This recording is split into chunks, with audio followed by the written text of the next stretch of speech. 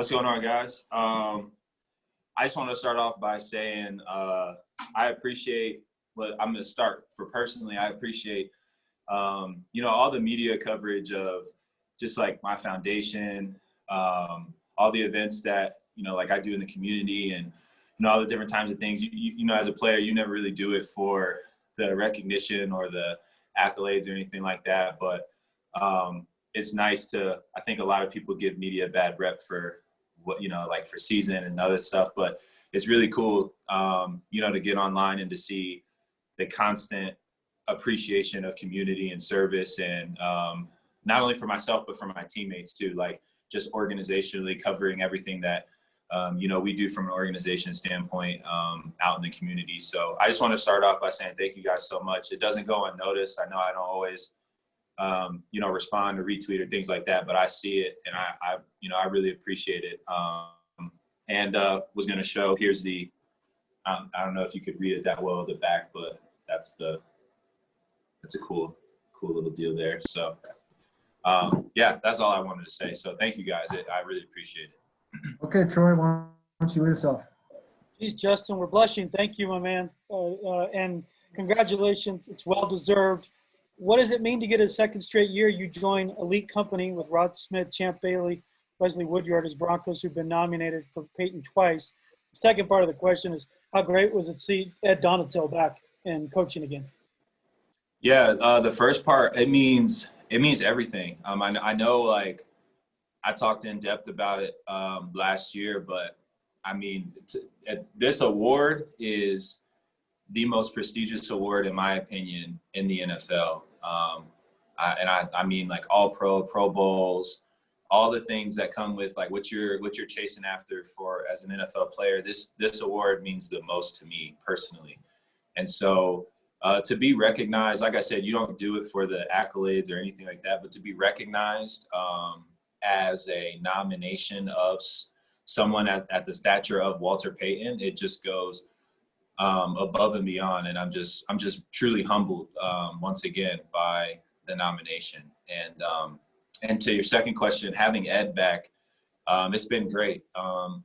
He has, there's like that certain spirit about him that kind of that has like that calming presence in the room and on the field, out in practice. And so it was just a different vibe not having him out there. And I thought Coach Hill and Coach Beek did a great job of kind of like stepping in and just like really filling in where Ed has just done such a consistent job over since the time that I've known him. And but it's just great to have him back because he's another weapon for us. And not only that, but just a great person for us too. So. Next one, Brian. Justin, what was it like being part of the Walter Payton Man of the Year process last year and being around the other 31 nominees? We obviously don't know what Super Bowl week's going to look like or NFL honors or any of that, but how much are you looking forward to being a part of whatever it is again, and what would it mean to actually win the national award this time? It was inspiring. That's what I left there with.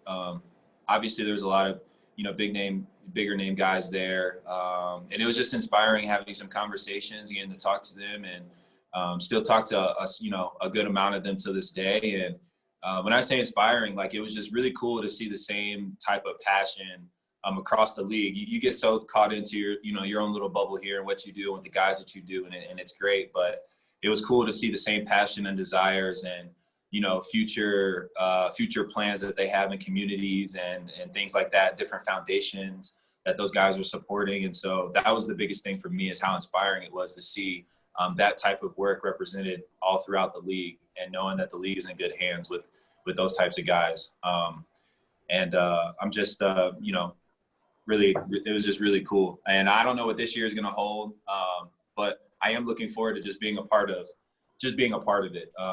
Hopefully it's not, I mean, I know it probably will be virtual, but hopefully it's not. We can be in person because that's where you get the most out of your time with, certain individuals. So. Hey, Justin, while Ed was out, obviously, and he was in the hospital, were you and the other guys, seriously worried about him at any point? And then also you mentioned Beek and Hill, and Ed also mentioned them just stepping up their coaching. How specifically did they really step up the details while he was out? Yeah, no, we missed him tremendously. it was a weird dynamic because for the most part, not in all cases, but at least personally for myself, every time you hear someone gets COVID, you know, it's like they're quarantined for a week and then, you know, they're just kind of back and ready to go.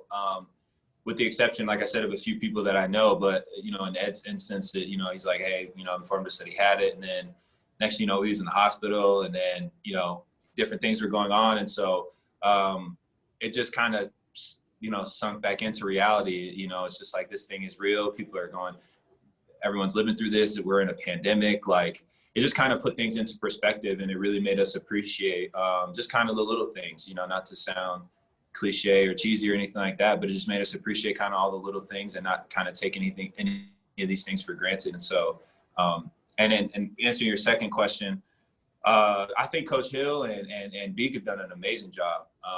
You know, it was great having Coach Hill on the sidelines with us because, you know, we're so used to him being in the box, but he was another guy I thought that like really just did a great job of just like being that calming presence and just talking us through some things that we were seeing and what he was seeing and some adjustments. And I just thought the overall composure of the secondary was in good hands with Coach Hill, kind of being down there with us and helping us through, you know, different things. And so I thought they did a tremendous job stepping up, and just a testament to them and to Coach Ed and, you know, the guys we have in the room. So. Next one, Eric. Yeah, Justin, congratulations. Champ in particular, what sort of legacy does he have in the locker room in terms of community service? I know you didn't play with him, but from what you've heard from guys like Chris or who were around him, how did that impact you? And then have a follow-up after that. Yeah, it impacted me a lot. You know, when I first got in here, you know, I had guys to look up to like that, like Chris, right? And Chris obviously looked up to Champ. And so I heard a lot about Champ, the things that he was doing, and it was easy to kind of follow some of the stuff that he was doing. And I just love the ground that he stood on. You know, obviously his play spoke for itself. I mean, a Hall of Famer. And then, you know, the fact that he also followed that up in the community, like Hall of Fame community type work. And then standing on, you know, we're seeing a lot of players now kind of stepping up to the plate in terms of, you know, racism in America, racial inequalities and things like that. And you go back and you look at kind of like Champ's work, and he's kind of been doing that his whole career and kind of standing firm on that foundation. And so it's really cool to be able to see that it's like those types of guys that, you know, that you're looking up to, and those are the legacies that you're kind of, you know, chasing after in a sense. And so it's really cool to have someone like that to look up to, because it just makes everything a little bit easier. Did his Hall of Fame speech a couple years ago where he spoke out against racial inequality, did that have an impact on you in terms of how you've kind of decided to approach things? Yeah, definitely. You know, I've shared a lot. I tell everyone, like, I met Champ, like, you know, met him like once or twice. Like, you know, haven't really talked in depth, but met him, and then hearing that speech. And then also the legacy and impact that, you know, Brandon Marshall and DT left here in terms of what they stood for. It just, I mean, they just left something with me there that made me just want to stand for what I believe in and kind of just stand on that foundation. And so like I said, I'm so thankful for those guys, because, you know, it just takes one person to step up and speak out, and then you never know who gets inspired by that. And I was one of the guys that was inspired for sure. Mike Kliss, go ahead. Yeah, Justin, your top three cornerbacks went down, and they went down in a hurry, it seems like. Just wondering from a safety perspective, what you think about that, and what type of adjustments do you have to make because of that? Yeah, you know, the NFL, every year, for the most part, you know, you deal with injuries, and it's always that next man up mentality. And so, you know, it definitely hurts to have those three guys, you know, go down, but we got to be able to just have the next guy step up and perform at the same type of level that the three, you know, prior to them were doing. And so, you know, my job doesn't necessarily get harder, but I have to make sure that, you know, both Kareem and I are on top of the communication aspect in the back end, because, you you know, there are some things that don't really need to be said when you have that certain flow and connection with certain people. And then when you get new guys in there, you got to reiterate the little things and make sure that you all are on the same page, because communication is big. So that's kind of the biggest thing. Guys, time for a few more. Next one, Jeff. Justin, just wondering how important you thought it would be to sort of remain involved with all the people you want to reach in a virtual mode. Kind of how did you make that decision that it was going to be important for you to spend time doing that virtually? And what kind of feedback have you gotten from the folks you've spoken with, maybe the kids at the Boys and Girls Club, things like that? Yeah. This year was tough. I mean, for a lot of reasons and a lot of known reasons, but this year was tough just because a lot of what I love to do the most in community work is working with our youth, and more specifically our at-risk youth. And so it was just tough because a lot of things are virtual, and a lot of schools or places don't have the resources to be able to work on virtual type meetings and calls and have conversations and things in that nature. So it was tough trying to navigate through that. But I had an opportunity for, I think it was like a month and a couple weeks to do kind of like a virtual Zoom series with the Boys and Girls Club, a select group of individuals at the Boys and Girls Club. And that was a life-changing experience. We had an opportunity to work with a program called Rise, and we were doing different activities and different tasks that kind of talked about, the culmination of what's going on in our world today and all the things that come with it. And we had really good conversations, and that was life-changing for me, just to be a part of those calls and hear those kids and to hear their voices. And they have a really cool, which I plan on talking about here in the future, to kind of publicize it a little bit more once more of the details come running. But the kids there at the Boys and Girls Club are starting their own march. I believe it's April 17th in Denver, in just response of like what's going on here. And they are the ones that orchestrated that, right? So those are the things that I got to be a part of, and I got to listen in on, and I get to be included in. And it was just really inspiring to be there, which is why I love working with our youth, because I always say, like, they're our future, and I love investing into them like that. And so it was a really cool experience. And like I said, this year was tough. I know money helps a lot. That's a lot of like what we did this year was just kind of like donations and trying to help out as much as we could with, certain funds. But I love to be there in person, and it just really stunk that I couldn't be. Next one, Zach. Justin, first off, congratulations. Very well deserved. What's it like having Will Parks back, and what was it like seeing him yesterday, and especially with how close you are with him? Yeah, it was great. It was great, man.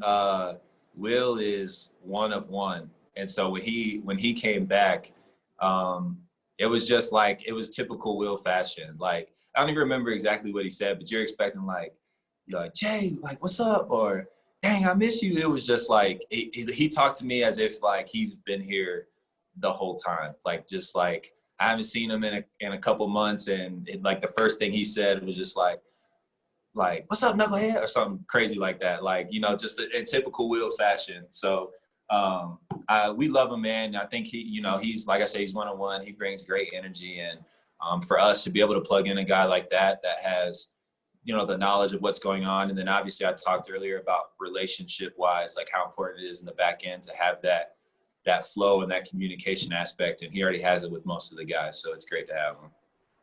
Final one, Arnie. Justin, I'm going back to something you mentioned earlier when you said you considered the Walter Payton the most meaningful award in the NFL. I'm wondering, when you were a kid, maybe in high school or college or earlier, and you were dreaming of your NFL dream, I know guys think about the interceptions and about Super Bowls or whatever, but did a part of you also think about the platform it would provide you to do the kinds of things that you're doing, that you're being recognized for, with kids or with whatever was close to your heart? Yeah, it really did. And it's really a testament to, my parents, my mom and my dad, because they consistently, were pouring into me and through my faith and helping me realize that like, hey, like what you do on the field is great, right? You can inspire people through your play, and you want to be, all the accolades of what a great football player looks like, kind of culminating to a Hall of Fame career. But I love how they like honed into me, consistently from high school, college, and then out to the pros about how important your legacy off the field is. And the coolest thing for me to hear from them was like, chasing greatness on the field is totally okay. Like, if anything, that'll just elevate your stature for what you want to do off the field, right? The more recognizable you are on the field for what you do, and, the accolades and this, that, and the other are great. And, more people will want to hear your voice or partner with you or do this and do that